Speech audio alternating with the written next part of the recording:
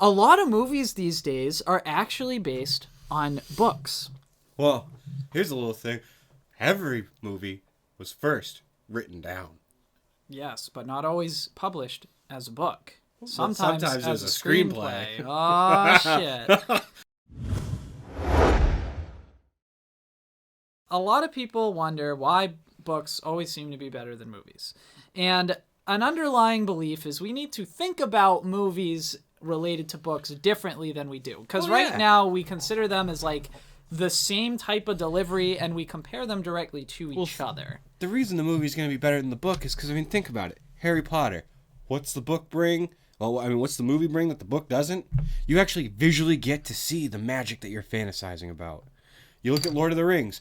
What does the Lord of the Rings movie do that the books didn't? Cuts out the fucking hundreds of pages of nothing that nothing gets accomplished. Some books take quite a long time to describe food, to describe landscapes, and a movie can do that in 1 second simply by showing you the food or the landscapes. Yeah. Whereas in Lord of the Rings, the Twin Towers took 3 chapters to make one fucking horse trip. You mean the 2 towers? Who gives a shit? They The suck. Twin Towers are the real ones. Anyway. So a good statement to go by is books give you just enough detail to guide your imagination, whereas a movie, it is the imagination. So let's think about the Harry Potter series. The Harry Potter series translated well to movies, probably largely because they're novels written for young adults. So they're not particularly super deep. They don't go into a lot of, philosophy or moral kind of characteristics. They have that, but it's very simple. Yeah, it's all about love. So for that reason, Harry Potter does translate pretty well because there aren't that many aspects that they had to move into the film medium.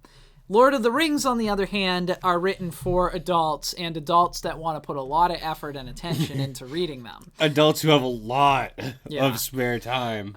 So Lord of the Rings... And nothing pressing. And a lot of people would agree that Lord of the Rings faithfully did adapt to movies. They did a good job. People are bitching about The Hobbit, but that's a separate issue. Lord of the Rings, again, was considered pretty faithful. And to be honest, I think a big part of that is the books are very good, but they're not super entertaining to read. There's a lot of time spent with very logistical descriptions, a lot of just very slow moving narrative. And I'm not trying to shit on the books. That's just how they're written. They're very deep and full of detail. And the movies created a much more accessible format. You see, Lord of the Rings, written, reads a lot like a high school paper. There's excessive amounts of bullshit and filler because somebody ran out of ideas for a little while and figured, oh yeah, I'm going to make this a 20-page report, not a 10-page report. I wouldn't say that. I would say he's mainly setting things up and foreshadowing, but it's so much effort and the reader normally ends up missing it because it's such a fine amount of detail. But regardless of what it's serving, movies can do things that books cannot do. Contrary to popular belief, there are strengths of film that you cannot get out of a book. So let's take the movie Children of Men, which was a book and then became a very critically acclaimed movie. Children of Men has a very significant look to it. The color of the movie is very dreary, but it changes as the narrative goes. It creates a visual tone that carries throughout the movie. You have the interior scenes when they're safe are very warm, and then you have the war zone bleached flat colors showing you kind of the way that this world is. That's a very small detail of film, but it's an example of something that a book isn't going to paint. Sometimes the visual art, sometimes a picture is worth 1,000 words, and 24 frames a second times 1,000 times 60 seconds in a minute, that's a lot of words. Yeah. Good luck with that. I just don't ever want to read again. But then look at sometimes the actors make the movie. Sometimes having somebody interpret a character and change the character a bit can strengthen the story. And a good example of that is Silence of the Lambs, when Anthony Hopkins played Hannibal Lecter. Anthony Hopkins. Anthony Hopkins played Hannibal Lecter. I like Hopkins. Sounds like a kitten. So, how do you feel about, like, have you ever read the Silence of the Lambs book? No. Have you ever seen the movie? Of course. Okay, well, at least you got half the criteria.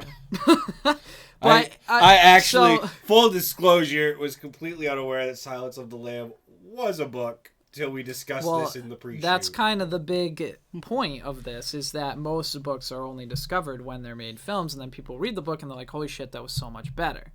That's kind of the theme of the way things go, with the exception of Harry Potter and Lord of the Rings, which were very popular on their own.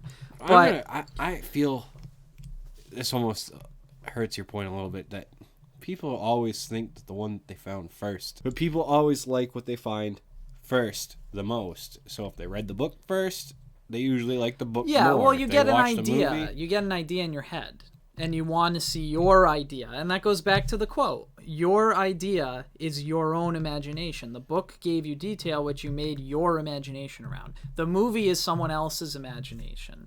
So if it doesn't line up with your imagination, a lot of times it's going to put you off. But when you look at something like The Silence of the Lambs, Hannibal Lecter is the most iconic villain in film, arguably. And a huge part of that is Anthony Hopkins. His interpretation of that character makes the character. In the book, I read part of the book, and he feels more flat. It's not a bad book, but the villain just isn't as good. Hello, Clarice. And then you have Forrest Gump, which is a good example of a movie going away from the source material. Because the source material of Forrest Gump is riskier. It's more edgy. The movie is a family-friendly, positive ray of sunshine. Because life is like a box of chocolates. And you just never know what you're going to get. Movies do have some advantages. Setting the tone with visuals, the actors interpreting roles, and quite frankly, leaving the source material can sometimes be an improvement. Because not every book is great. He taught me how to read. I taught him how to dangle.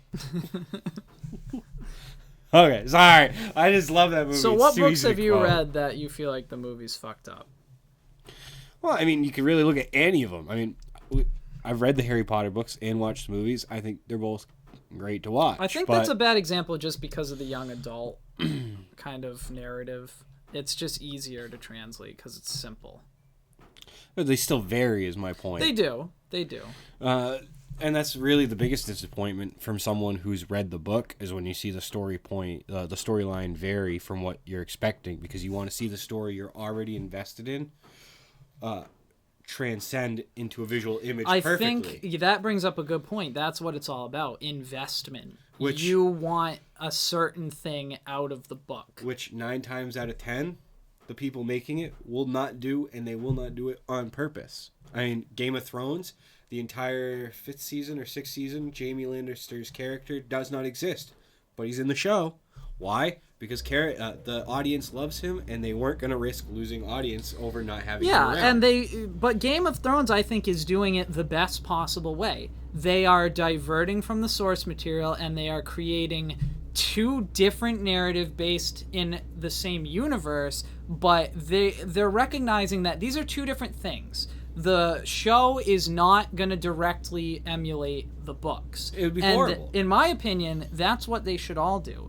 The books should give you something you don't yet know, and the movie should do the same. They should be two of the same, based in the same universe, but they should go kind of different directions, and that leaves it open to have that. I would say that they need to go in the same direction.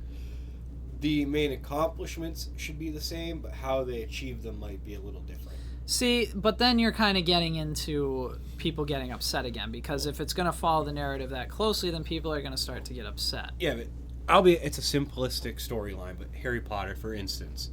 Now, if you take the book, what's the end result has to be that Harry has to kill Voldemort for him to be able to live his life the way he wants to. Okay, so you're just saying the ultimate conclusion needs to be the same. Well, we're using that as the ultimate conclusion, but there's certain bullet points along the way that need to be hit. that are crucial parts of the story.